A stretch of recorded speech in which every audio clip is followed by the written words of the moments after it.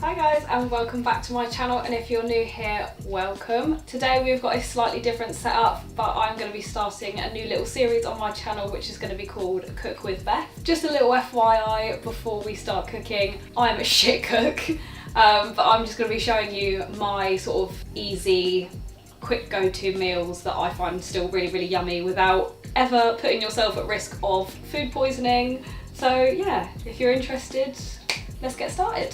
So today I'm going to be cooking my 15-minute risotto. It's really quick, really simple, and it was one of the first dishes I ever learned to make, and it's just super yummy. So I'm just going to show you what you need. Obviously, to start off with, you're going to need a wok or a frying pan of any kind, and obviously a serving spoon slash one you can mix the food with. The next thing, this is all from Sainsbury's, unfortunately, not sponsored, but that's just where I shop, is the 12% fat frozen mince, because I'm feeling lazy today. You can use fresh mince, and if I was using fresh mince I'd use 5% fat, but this is the only frozen mince they do, so we're just gonna do it that way. Of course you're gonna need some olive oil, vegetable oil to cook the meat in. You're then gonna need some Italian passata. I've just got this one, which is the 500 grams one. I usually use all of it, but if it's only serving me and my other half, I sometimes only use about that much of it, so it's up to you how saucy you want it. You'll need some 2-minute microwave white rice. This is just easier than having to obviously boil an entire bag of rice and then switch it over, when on the back it says you can either microwave it or stir fry it, which is what I'm going to be doing.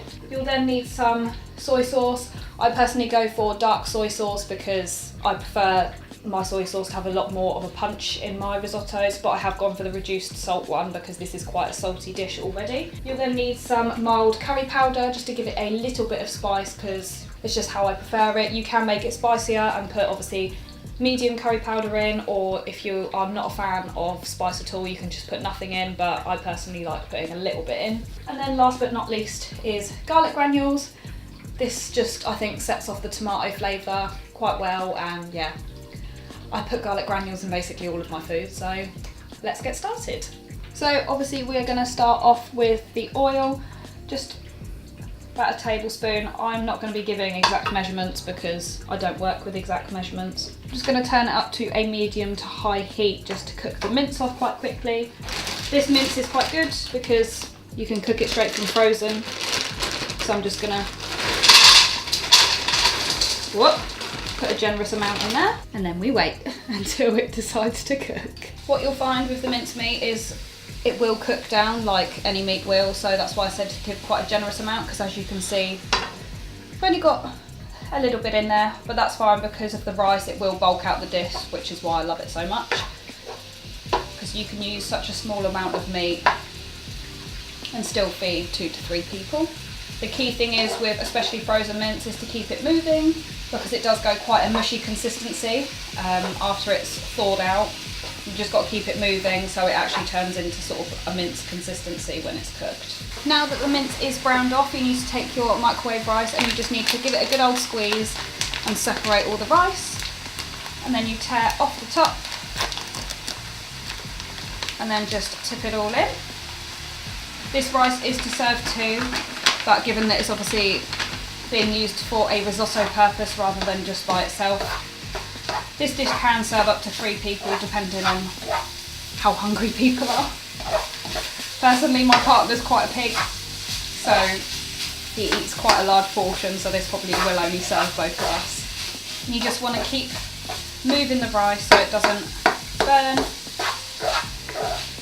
and mix it well in with the mince. And you just want to do this for about 2 to 3 minutes until you think it is well mixed in, like so. Once you're happy that it's mixed in, you just go in and add your passata.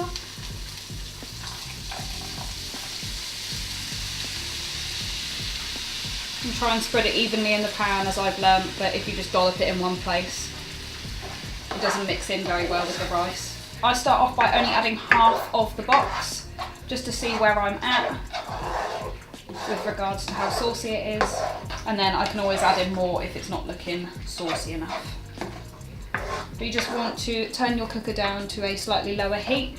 I've got an electric cooker, so I started on setting 5 out of 6 and I've now turned it down to 3 just to keep it warm but not cook it anymore, because obviously the meat's cooked and so is the rice. This is just to warm up the passata and get the dish ready for the spices. Sometimes I do like to cheat and I do use Sainsbury's gravy granules. This isn't like specific for beef, it just says for meat, so I don't exactly know how much is in it.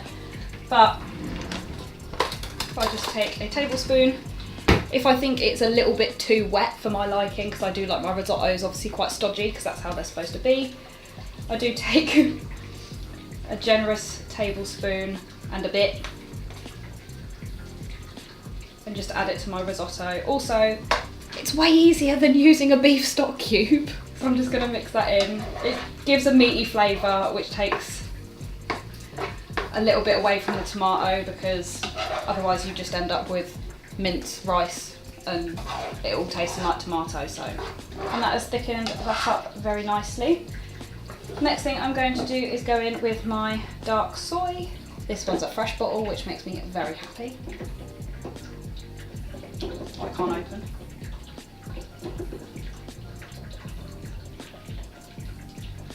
I'm going to get my trusty hands to help me open it. There we go. Thank you, dear. And again, like I said, I got the reduced salt one because, as you're about to see, I add 2 tablespoons of soy sauce, which is quite a lot. But hey ho. I've got a bit of Asian root in my blood, so rice and soy sauce is my weakness. Next is going to be the garlic granules. I don't measure this out. I'm not going to pretend like I do. I open it on the setting where I've got the little holes, and I literally just dust it over as if I was pretending it was snowing. And then I mix that in again. I've just turned it up to 4 just to make sure it's cooking through properly. And then finally I'm going in with that mild curry powder, and I literally put a teeny weeny, about half a tablespoon, and I just try and distribute it as evenly as possible into my risotto, which hasn't worked very well because it's stuck to my spoon, but hey ho, there we go. And you just got to mix that in too. Especially with the curry powder, you want to mix it a lot to make sure it's actually gone into every part of the risotto, otherwise you're going to have very boring risotto and then really curry flavoured risotto.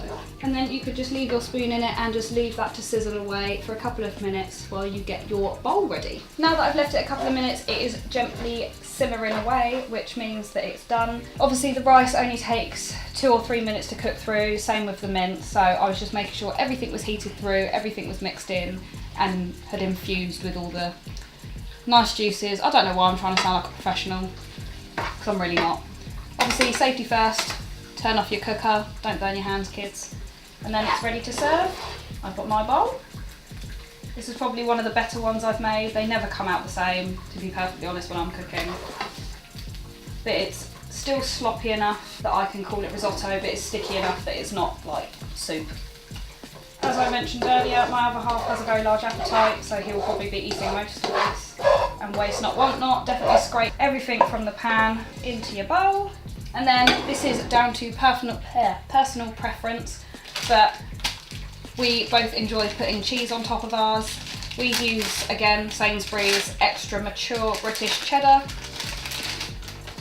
As you can see, we use a lot of cheese. And we just take a grater. I'm shit at grating cheese, there's no lie. Again, we have a cheese addiction, as I've mentioned, so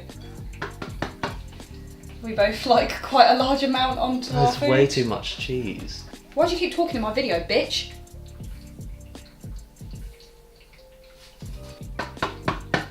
And voila! I'll show you my other half's one because it is less cheese covered, but this is what it will look like. Ta-da!